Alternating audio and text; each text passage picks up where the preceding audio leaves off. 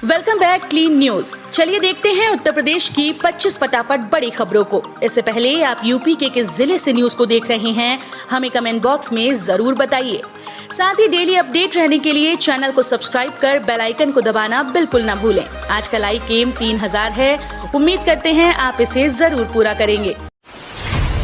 सावन के पहले सोमवार के लिए तैयार काशी विश्वनाथ धाम, पहली बार स्टील की बैरिकेडिंग से गुजरेंगे भक्त।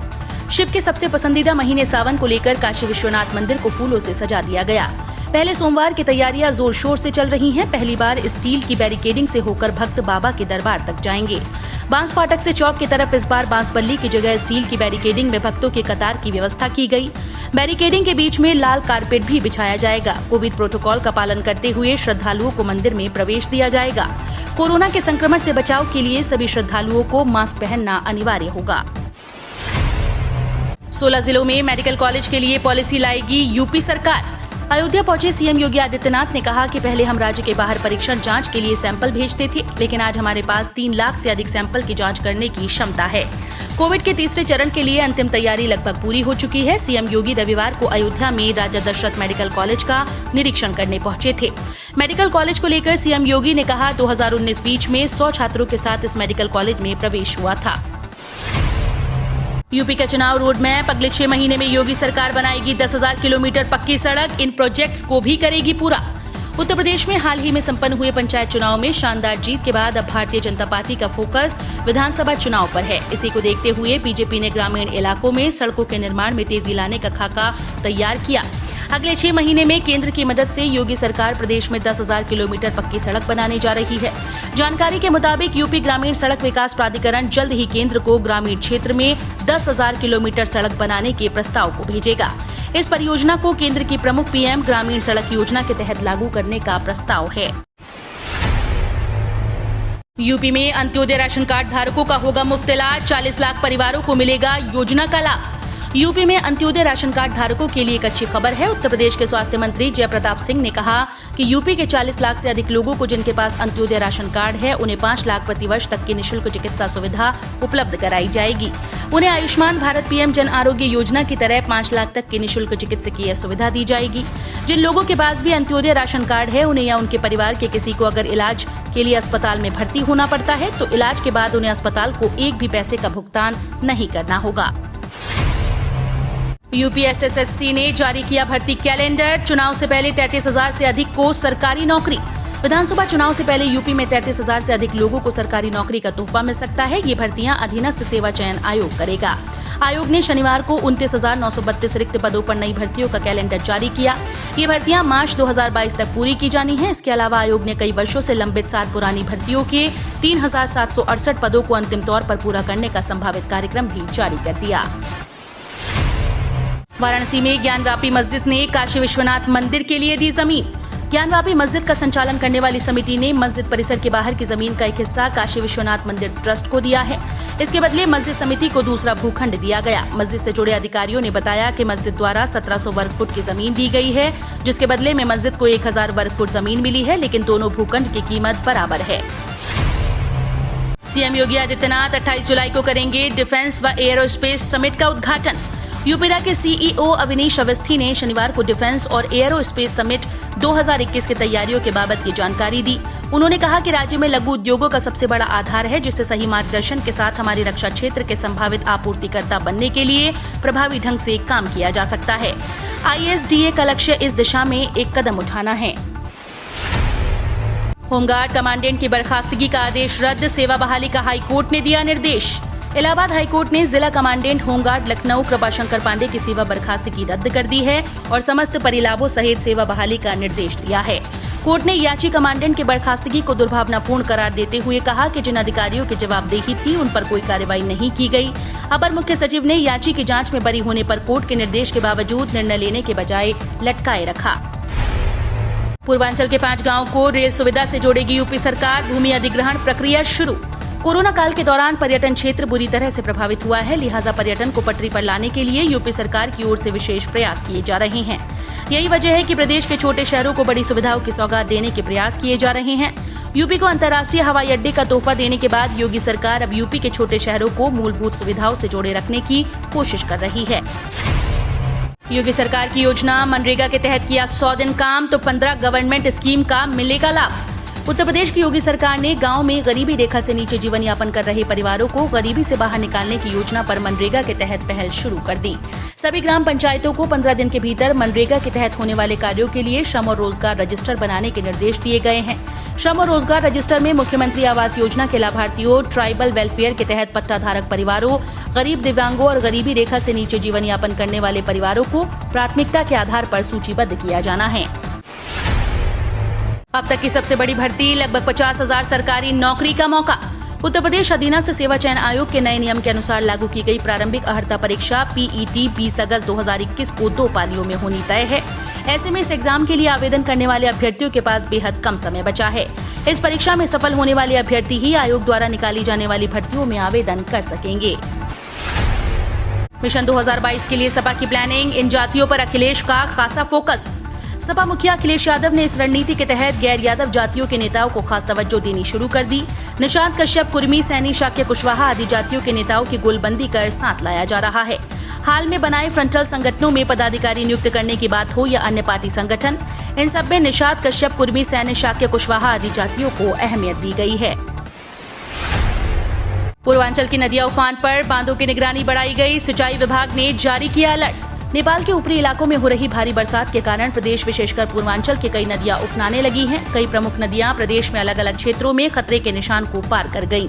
इस बीच नदियों के तेजी से बढ़ने जलस्तर को देखकर सिंचाई विभाग ने अलर्ट जारी कर दिया है। साथ ही राजधानी स्थित केंद्रीय नियंत्रण कक्ष को 24 घंटे अलर्ट मोड पर रहकर प्रदेश की सभी प्रमुख नदियों के जलस्तर के उतार चढ़ाव की जानकारी विभागीय मुख्यालय को हर 6 घंटे पर देने के निर्देश दिए गए। पूर्वांचल में बाढ़ से बचाव के लिए सरकार को अभी से कदम उठाने चाहिए।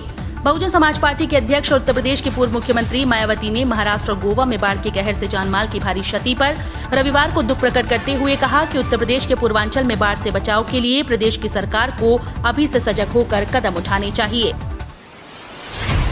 MMM UT के छात्र बनाएंगे आधुनिक ड्रोन, कुलपति ने किया लैब का उद्घाटन। विश्वविद्यालय के इलेक्ट्रॉनिक्स इंजीनियरिंग विभाग में इलेक्ट्रॉनिक्स और सूचना प्रौद्योगिकी मंत्रालय के सहयोग से एक शोध परियोजना चलाई जा रही है। इस परियोजना के अंतर्गत स्थानीय युवकों को विभिन्न टेक्नोलॉजी में प्रशिक्षित करना था। ड्रोन लैब के उद्घाटन के साथ ही 5 दिवसीय ड्रोन असेंबलिंग और उड़ान प्रशिक्षण कार्यक्रम भी पूर्ण हुआ। इस अवसर पर कुलपति ने छात्र छात्राओं द्वारा निर्मित ड्रोन का अवलोकन किया। One district one medical college की नीति पर तेजी से हो रहा है काम। उत्तर प्रदेश के सीएम योगी आदित्यनाथ ने रविवार को कहा कि सरकार नागरिकों की स्वास्थ्य सुरक्षा के लिए कटिबद्ध है और चिकित्सा व्यवस्था को मजबूत करने के प्रयास के तहत one district one medical college की नीति पर तेजी से काम कर रही है। सीएम योगी ने यहां स्वशासी राज्य चिकित्सा महाविद्यालय का निरीक्षण करने के बाद पत्रकारों से बातचीत में कहा कि सरकार one district one medical college की नीति पर तेजी से कार्य कर रही है। AIMIM का उत्तर प्रदेश में समाजवादी पार्टी से गठबंधन का खंडन, 100 सीट पर अकेले लड़ेगी। हैदराबाद से सांसद असदुद्दीन ओवैसी की पार्टी AIMIM ने उत्तर प्रदेश में 2022 में होने वाले विधानसभा चुनाव में समाजवादी पार्टी के साथ गठबंधन से साफ इनकार कर दिया। AIMIM के उत्तर प्रदेश के अध्यक्ष शौकत अली ने कहा कि ये महज अफवाह है। हमारी पार्टी का समाजवादी पार्टी के साथ गठबंधन होने का सवाल ही नहीं। हमारी पार्टी उत्तर प्रदेश में 100 सीट्स पर लड़ेगी। पीएम मोदी का दौरा स्थगित, अब अगस्त में होगा यूपी के 9 मेडिकल कॉलेजेस का लोकार्पण। प्रधानमंत्री नरेंद्र मोदी का 30 जुलाई को सिद्धार्थनगर दौरा स्थगित हो गया। सिद्धार्थनगर समेत उत्तर प्रदेश को एक साथ 9 मेडिकल कॉलेज का तोहफा प्रदान करने अब वे अगस्त महीने में आएंगे। प्रधानमंत्री के दौरे के पहले नेशनल मेडिकल काउंसिल की इन सभी मेडिकल कॉलेजेस का निरीक्षण कर इनके संचालन की संस्तुति प्रदान करेगा। उनकी रिपोर्ट के बाद एक साथ सभी 9 मेडिकल कॉलेजेस के लोकार्पण की घोषणा की जाएगी। बसपा महासचिव सतीश चंद्र बोले, दलित और ब्राह्मण को टारगेट कर रही बीजेपी सरकार। बसपा के राष्ट्रीय महासचिव और राज्यसभा सदस्य डॉक्टर सतीश चंद्र मिश्र ने कहा कि आज भाजपा की सरकार में दलित और ब्राह्मण समाज के लोगों को टारगेट किया जा रहा है। प्रदेश में जाति देखकर एनकाउंटर किए जा रहे हैं। निर्दोष ब्राह्मण बालिका खुशी दुबे को जेल में डालकर उत्पीड़न किया जा रहा है। ब्राह्मण समाज की इतनी उपेक्षा इससे पहले कभी नहीं हुई। बार बार परिणाम बदलने से घिरा आयोग, कार्यप्रणाली पर उठ रहे सवाल।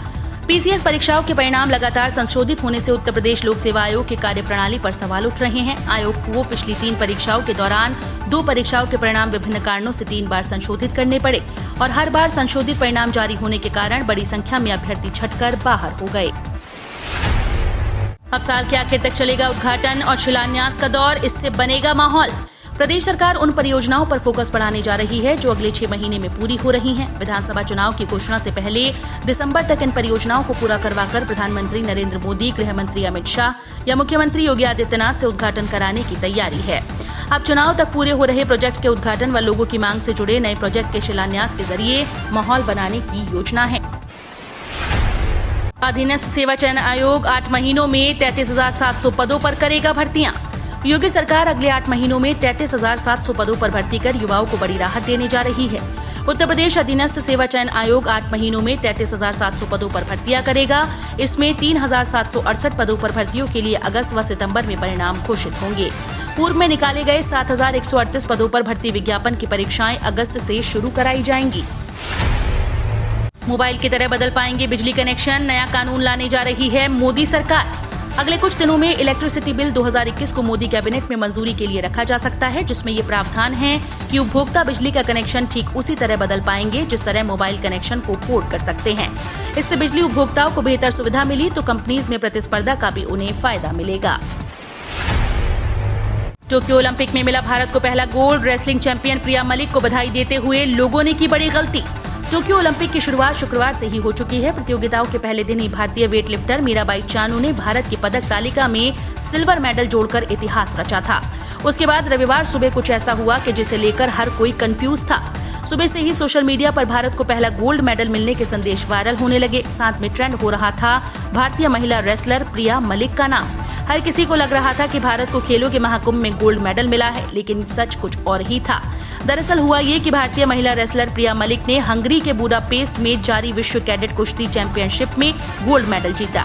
पर लोगों को इसे लेकर गलतफहमी हो गई और उन्होंने इसे ओलंपिक से जोड़कर प्रिया मलिक के नाम और भारत के लिए बधाई संदेश भेजना शुरू कर दिए।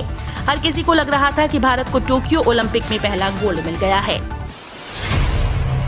वही बात करें आज की आखिरी खबर कोरोना अपडेट पर, तो यूपी में कोरोना संक्रमण से एक और मौत, 43 नए मरीज आए सामने। उत्तर प्रदेश में रविवार को एक और कोरोना संक्रमित की मौत हो गई, जबकि संक्रमण के 43 नए मामले सामने आए। सरकार की ओर से जारी बुलेटिन में इसकी जानकारी दी गई। रविवार को जारी बुलेटिन के मुताबिक प्रदेश में पिछले 24 घंटे में एक कोरोना संक्रमित की मौत के बाद इस बीमारी से मरने वालों की संख्या बढ़कर अब तक 22,750 हो गई, जबकि 43 नए मरीजों के साथ ही राज्य में संक्रमितों का कुल आंकड़ा 17,08,155 पहुंच गया। हम रोज ऐसे ही न्यूज लाते रहेंगे। यदि आपने अभी तक क्लीन न्यूज यूपी को सब्सक्राइब नहीं किया है तो फटाफट सब्सक्राइब कर लें। साथ ही बेल आइकन को प्रेस करना बिल्कुल ना भूलें ताकि लेटेस्ट अपडेट मिस ना हो।